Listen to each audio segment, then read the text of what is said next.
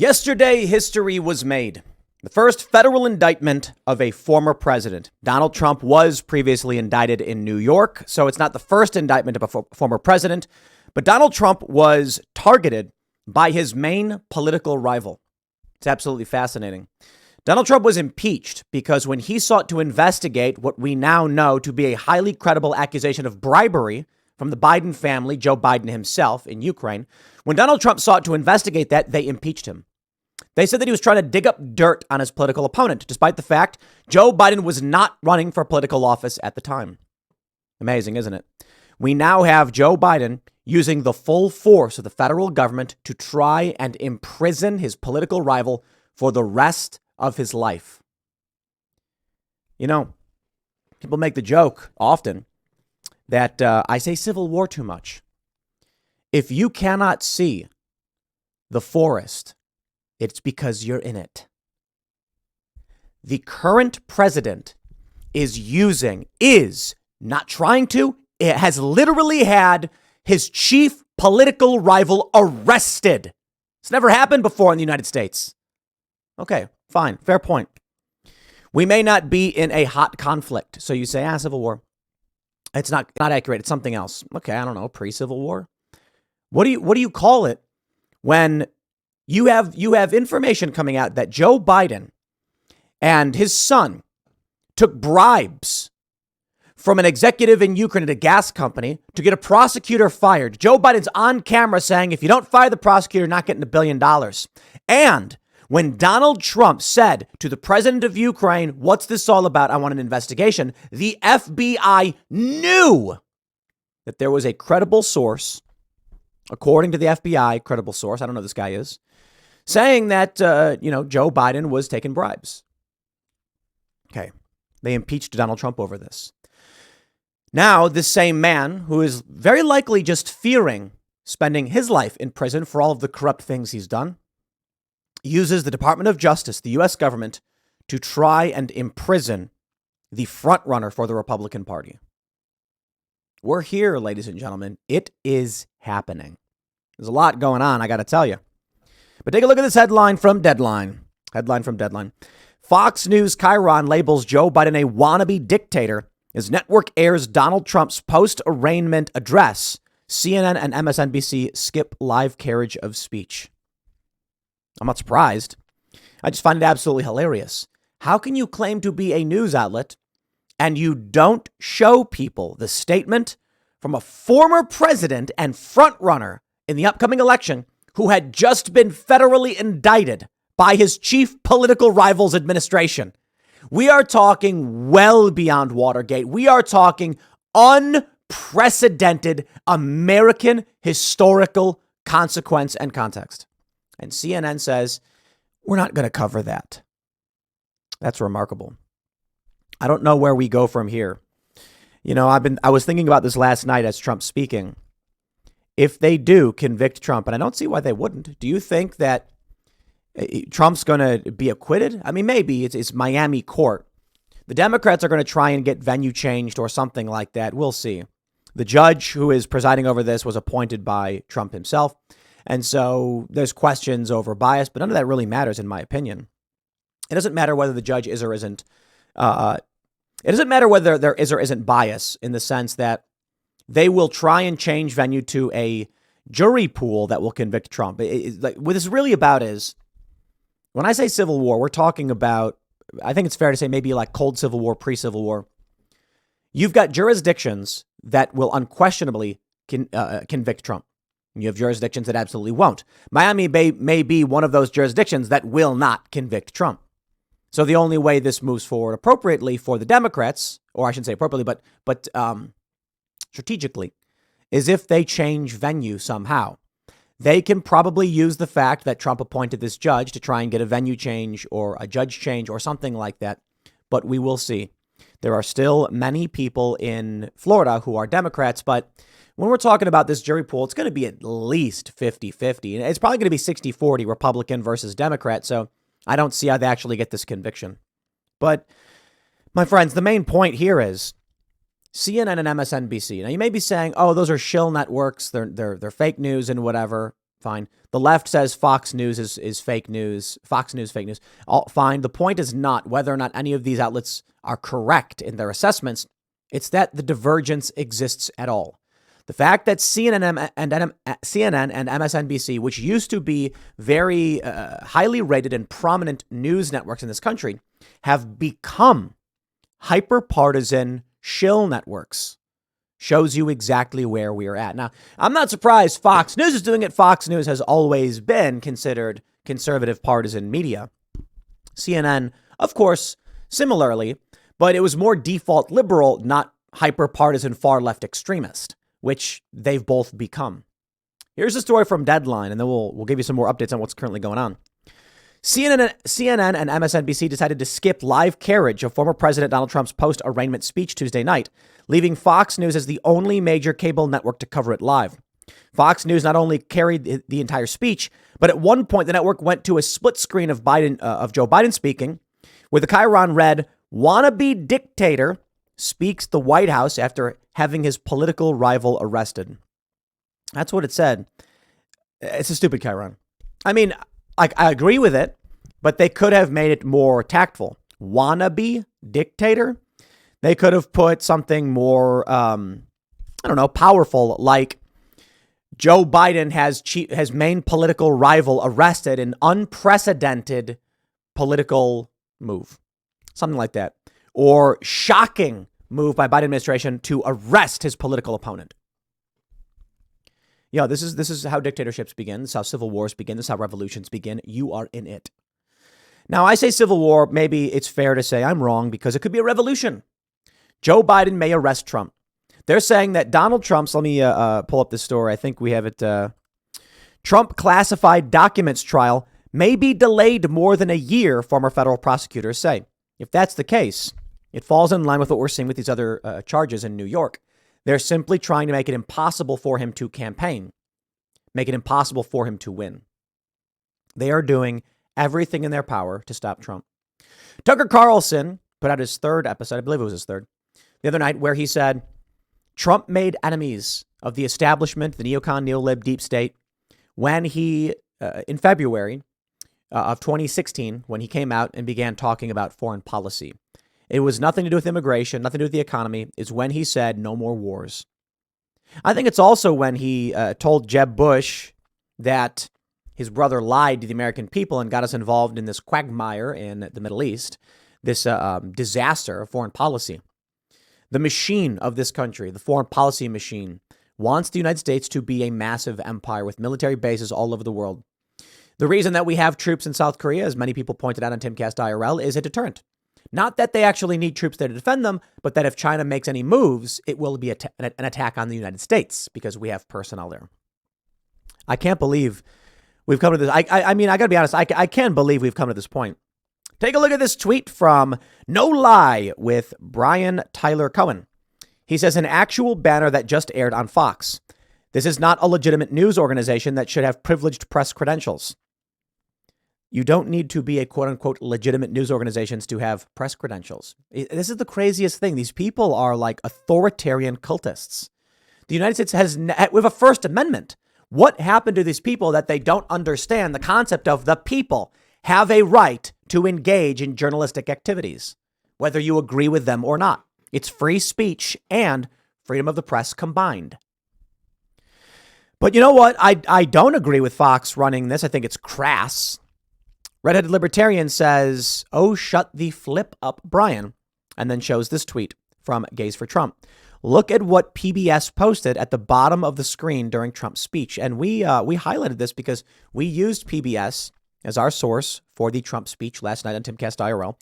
Experts warn that inflammatory rhetoric from elected officials or people in power can prompt individual actors to commit acts of violence. And it says context. That's so weird. Why? Why would they put that there? I like this one from Benjamin Dixon. He says, I'm sure conservatives who want to defund PBS over this headline are just as enraged by Fox News' headline that was clearly written by Tucker's former producer, wannabe dictator. Why would I be outraged at a private company espousing their views versus PBS, which takes foundation money, congressionally, I think it's the Corporation for Public Broadcasting or something like that, They apportion federal funds towards NPR and PBS, and they get grants. If you want to talk about PBS as a nonprofit organization that's supposed to not be engaging in partisanship and things like that, why that I can understand. If a private company says something, I ain't gonna cry about it. I will say that when CNN says they're not going to air things, I question them as a news organization. I will say I think Fox could have done a better chyron than that overt. It's crude. It's very crude. But CNN won't even show a historic speech. Tapper, we're not carrying his remarks live because, frankly, he says a lot of things that are not true and sometimes potentially dangerous. Yeah, okay, let's play this clip. We do have now some of the sound. As I told you, we're not, and the audience, we're not carrying his remarks live because, frankly, he says a lot of things that are not true and sometimes potentially dangerous. You know, the reality is CNN is not a news organization, and they can't carry Trump live. They'd love to. You see, Chris Licht, the former CEO, I think it's really hilarious to say former. I don't know if he's out already, but he's leaving. Or maybe he did leave. He took over the network, tried to save it. And they had a Trump town hall. Why? Because Trump is the front runner for the Republican Party. And the backlash was so intense, he's out. And now they're hosting Ocasio-Cortez, who is a far left extremist, literally, and saying they won't cover historical statements from the GOP frontrunner. CNN, if you can't cover the frontrunner for a major political party, you're not a news network. And you want to come to me and say, but what about Fox News? Like, yeah, Fox News has always been heavy opinion. Their daytime stuff is pretty good. It's like very straightforward news coverage. But they're a conservative network. They've always been. Not that they're great. A lot of people probably, I would imagine a lot of people don't like them right now. But there is a difference between CNN saying their news, but actually being just far left fringe. And I'll clarify the statement about AOC being a far left extremist. She is. Okay. And I'll explain to you why. So we had Stephen Marsh on this show. He wrote a book called, I think it was like The Next Civil War. I forgot the name of the book is. We have it in here. I don't know. And he said that the United States is a brilliant point. I disagree with him on a lot of things. But he said the United States currently has a multicultural democracy and a constitutional republic within it trying to, and they're both, basically fighting. And you can't have both. And he's completely right. The thing is, this country was founded as a constitutional republic, not a multicultural democracy. And it is the multicultural democracy that is trying to supplant and take over and is extreme by the standards of a constitutional republic, for which I agree with. So you understand that? If someone owns a house and then someone else comes into that house and says, I live here now, okay, that person is the trespasser, the aggressor, the criminal, right? The usurper. It is not the person who owned the house who's the extremist. They've been doing what they've always done. They are the standard. So when you have, say, a traditional liberal, disaffected liberals, classical liberals, conservatives, libertarians, sitting down and discussing the nature of this country, and mostly in agreement, but in disagreement on many core issues, well, you have a wide range of views that represent the constitutional republic of this country. When you then have far left extremists, people who hold views outside of the norm, such as you saw even the White House having to condemn these LGBT activists because of their lewd and indecent behavior. That's extremism. When even Joe Biden condemns LGBT activists over their lewd actions, you know they're extreme. When CNN can't even show what the Republican frontrunner is saying, that is extreme. That's just the nature of it. Now, I'm not saying that Republicans haven't become more polarized or political. Certainly, many of them have. We're seeing the rise of the Freedom Caucus, which is much more staunchly small government and libertarian. But the thing is, with people like AOC, it's interesting to me. I'll tell you what the extremism is here. People like AOC advance ideas of a country that doesn't exist here in the United States. People like Hassan Piker as well. They're revolutionary. They admit they're revolutionary. And that's fine if they are. You're allowed to be. But you don't get to say that we're the extremists if you're the ones who are trying to overhaul and completely change the system. And this is what I don't understand. There are a lot of people when it comes to like the issue of transgender dating. There are a lot of people on the left who refuse to acknowledge that they are homosexual. I have no beef and no issue, and I'm not saying this in a disrespectful manner. And trust me, I'm bringing this together. Hear me out. If you are in the LGBT community and you are a male who is attracted to another male and that male presents as a woman, that is still same sex. I don't understand why they're so hell-bent and terrified of saying that they are gay. I'm like, aren't you the ones who are like very proud to say you are?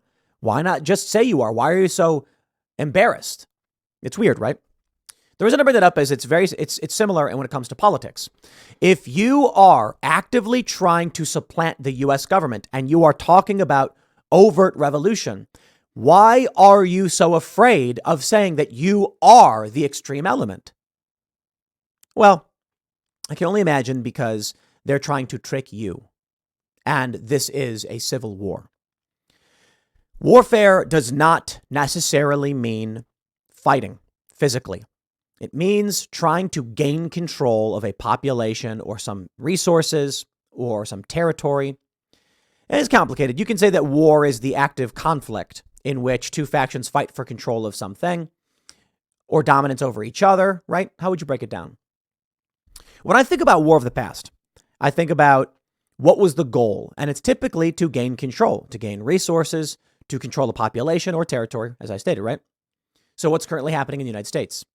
A new ideological faction with a fascistic moral framework that and I'll elaborate. The fascistic moral framework of the left is, quote, there is no truth but power, end quote. That is a fascistic moral worldview. I disagree with that. I believe there is objective truth, although we just struggle sometimes with discovering what that is, and we're constantly trying to refine the science by which we are breaking these things down. But some things are inherently true. 2 + 2 = 4. The left says 2 + 2 = 5, and they introduce variables outside of the equation to try and make it seem true. But that's just manipulation. That's not correct. There are objective truths in this world. There is objective reality. They're trying to change this. They're trying to supplant it. They have no moral framework other than they believe power dictates. So they're trying to take over. That's why they lie. So the reason why, a guy who likes another guy won't say he's gay is because he's trying to manipulate and trick regular people. The reason why they would say something like, I am right wing or conservative is because they're trying to trick regular people. I found it truly fascinating, to be completely honest. I did a skateboarding trick a couple days ago, 2 days ago, a 1-foot nollie 360. And it was posted on Instagram by the Barracks, like the preeminent, the biggest skateboarding influencer account. And there are people in the comments saying like, oh no, yikes, Tim Pool is right wing, etc. Why? They need to lie. They want to trick people. They want you to think that they are dominant and that if you want to be on the quote unquote right side of history, they're the ones you have to follow. But I'll give you some really good cultural examples. And forgive me if it's making it about me, but I think this does make sense considering, I got a lot of followers, so of course they're going to try and do these tactics on me. Two things. One, we had a skate event in DC. They started posting on skate forums that Tim Pool could not do a pop shove it, basically saying I was terrible at skateboarding. I didn't actually know how to do it, and I was bad. Now, why would they do that? Why would they lie? They don't want someone like me who's challenging their lies to be seen as culturally influential or in any way having some kind of skill or cool factor, right? And you don't got to think skateboarding is cool. A lot of people don't. My point is, we here at Timcast work out of a large mansion with 2 indoor skate parks, an outdoor skate park for the most part, and a music recording studio. And there are pro skaters and rock stars who work here. Now that should be cool factor, right? MTV Cribs style. In fact, when we put up the video doing a breakdown, a tour, maybe we should do another one. It got like 600,000 views overnight. This is something that would inspire people. A regular person who says, how can I be successful? How can I live the dream? So they have to lie about it and say things like it's a cult or a compound. They have to make sure they control the narrative so that you don't see a path forward, a successful path in the world that we are building. They want you to think the only way you can survive is by following them off the cliff. The reality is we're winning culturally, we're winning politically, and the moves made by the Biden administration show the pure desperation of a psychotic death cult that will do anything to win, even for the first time in U.S. history, have their political opponent arrested. Now, don't get me wrong. Donald Trump said he'd arrest Hillary Clinton over the emails thing. He didn't do it. Donald Trump didn't deploy the National Guard or the military with the invoking the Insurrection Act during the Summer of Love riots. Maybe he should have, but he didn't do it because for all of the lying, cheating, and stealing, for everything they claimed about Trump, he is not dictatorial. He made a lot of big mistakes. He probably should have done these things. He didn't do it. So where are we currently? Trump's unwillingness to actually use the powers of the government to go after the corruption has resulted in them now wielding that power against him to destroy him. They can't win. They can't. I'm sorry. The end result of this is obvious. Maybe it'll be 3 years. Maybe it could be 70, but they'll lose. The Soviet Union fell after 69 years. This type of world they tried to build, it doesn't work. It can't work. And more importantly, regular people are rising up and saying no. So they can try to arrest Donald Trump. But you know what I hear more and more? I hear from more and more regular people that it's terrifying and it's shocking and it's making things worse. These are people who don't like Donald Trump. You know, when I go hang out in like D.C., we go like National Harbor or something. There are urban liberal types there, fairly moderate. They don't pay attention to politics and they're freaking out. They're saying things like, I can't believe this is happening. What's going on? What is Joe Biden doing? This is crazy. When Trump got indicted in New York, they were like, well, it's New York. That's crazy. Now you have the federal government trying to literally imprison the frontrunner for the Republican Party for the rest of his life. It's something like 400 years. And on dubious charges that Trump had records he retained from when he was president, yet the president is the person who determines whether something's classified or not. Seriously. And there are people citing historical precedent surrounding Bill Clinton and other presidents who are like, this is unheard of. It's never happened before. They're trying to claim that Trump mishandled national security documents. It's just lying. It's clearly and obviously an attempt to steal the upcoming election by imprisoning the political opponent. And what do you get? You get censorship, you get manipulation, you get lying, cheating, stealing across the board. But I tell you, they can't win. They can't. You know, you take a look at the Bud Light effect, you take a look at Target, you take a look at Starbucks last night. Starbucks is denying that they ordered people to take down pride decorations, but why are there videos all over the place of people taking down pride decorations while people complain about it? Why is the workers' union complaining that the pride decorations are coming down? Probably because Starbucks wants them down. But they'll deny it publicly to avoid backlash. The Bud Light effect shows that regular people have had enough. They don't care for this stuff. They don't want it around their kids. Even the Biden administration, for all of their faults and evil behaviors, were forced. This is why I tell you they can't win.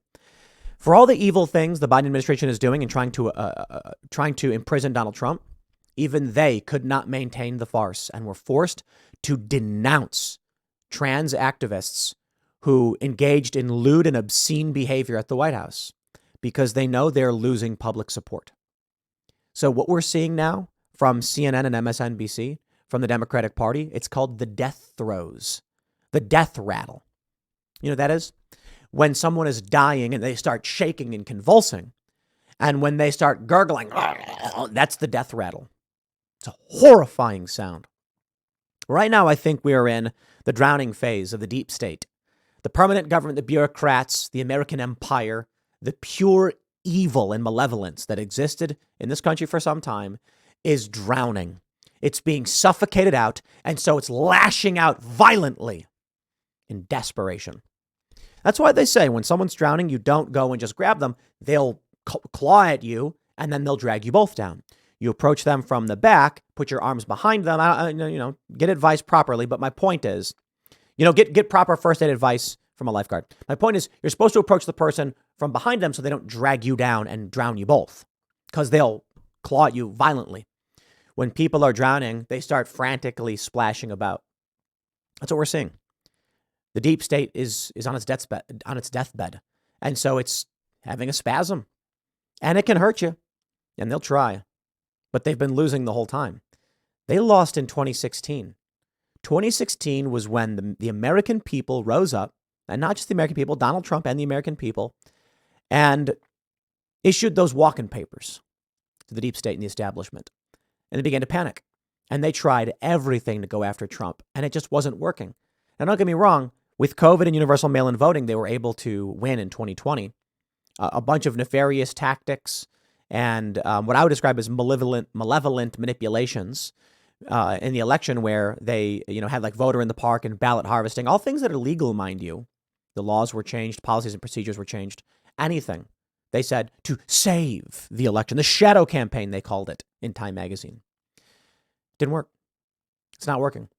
So now they're even trying to go after Trump with another indictment in Georgia. I wonder, what will happen if Trump is convicted? Honestly, I don't know. I can't imagine people will just say, okay, seriously. January 6th was crazy. But we've already seen people quitting the military, record low recruitment. The economy is in shambles. San Francisco is collapsing. The Westfield Mall in downtown SF just surrendered their property to their lenders. Two of the largest hotels surrendered their properties. The cities are in free fall. At the very least, the ideology of these far leftists, it may be they want the system to completely collapse so they can come in and scoop it up. That's how the oligarchs took control of Ukraine. But I don't see the will of the American people being supplanted so easily. And if the system does break down, you're going to have to go up against right-wing individuals. They're not just going to sit back and do nothing. People who believe in the American ideals. So we'll see, man. Maybe Joe Biden wants the system to collapse. Maybe the point of arresting Trump isn't to truly imprison him, but to rip the fabric of this country apart. Because they're doing it. The question is, will we be able to rebuild and keep it together? I'll leave it there. Next segment's coming up at 1 p.m. on this channel. Thanks for hanging out, and I'll see you all then.